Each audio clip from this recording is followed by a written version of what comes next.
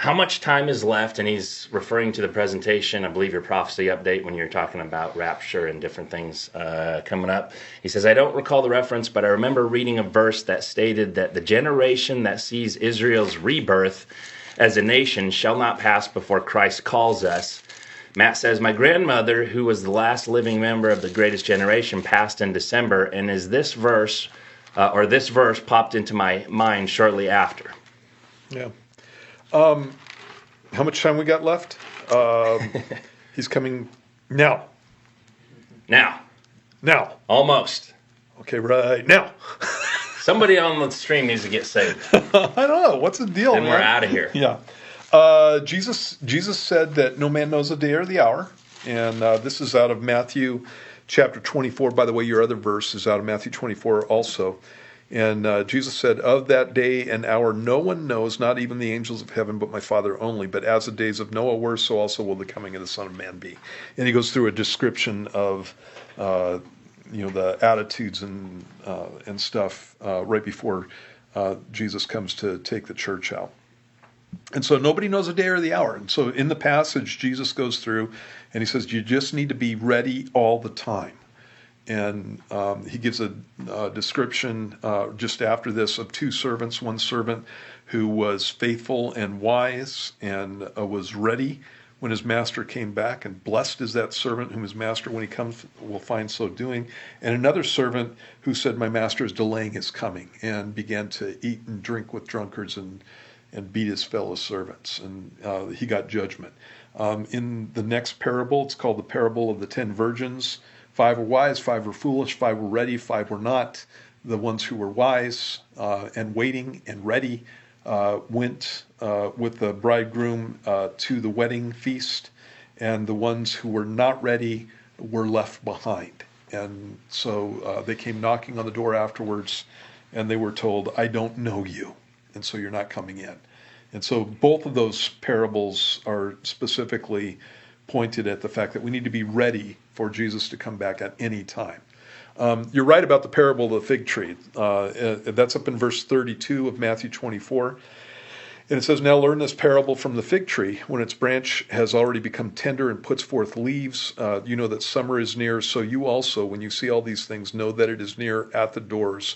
Surely I say to you, this generation will by no means pass away till all these things take place. Heaven and earth will pass away, but my words will by no means pass away. And what he's talking about is the generation that sees the budding of the fig tree, the bringing forth leaves. One of the things that had happened that week, a lot of the Gospel of Matthew is about the last week of Jesus' life. And so 2 days before this teaching right here, Jesus had cursed a fig tree because he came up, found leaves on it, and there was no fruit on it. The next day they came back and found that the fig tree had withered. And so that's the day before Jesus teaches this, basically. And so obviously that fig tree was representative of the people of Israel. You have a number of passages in the Old Testament that compares nations to trees, and specifically Israel to a fig tree. And so I agree with the interpretation that you have there, that Israel is a harbinger of the last days. The fact that Israel is in the land right now means that we are in the last days. And so, like you said, I believe that the generation that saw the budding forth of the nation of Israel, so to speak, is the generation that will be there when Jesus comes back, when all these things are fulfilled. And so the question is, what are we talking about with a generation? And so people have come up with different ideas of how long a generation is. Outside here, what I would be telling you, I don't know what God's going to use for a generation in this passage. There's a passage in the Old Testament that talks about a generation being 100 years. There's other passages talking about it being 40. If you're talking about a normal generation, it's about 20 years. Obviously, we're past 20 and 40 years. We're not past 100 years. But in any case, the people that were there when Israel became a nation are going to be the people who see this come to pass, I believe. And so I think that's an outside measurement of that. So So we're talking about what 1947 with Israel? 1948. 1948. Yeah. So 50, 60, 73. So 100 years, I mean, we are winding it down. Is there, in your opinion, I mean, dogmatic about this or whatever, but is there another generational option past 100 years? Past 100 years? What I mean is there a way we could be wrong about this and the generation Is more than 100 years? Could be 500 years from now or something? I don't think so. Yeah. Yeah, I don't think so. Yeah. It's the people who see Israel coming together as a nation. And so that could be more than 100 years. Yeah.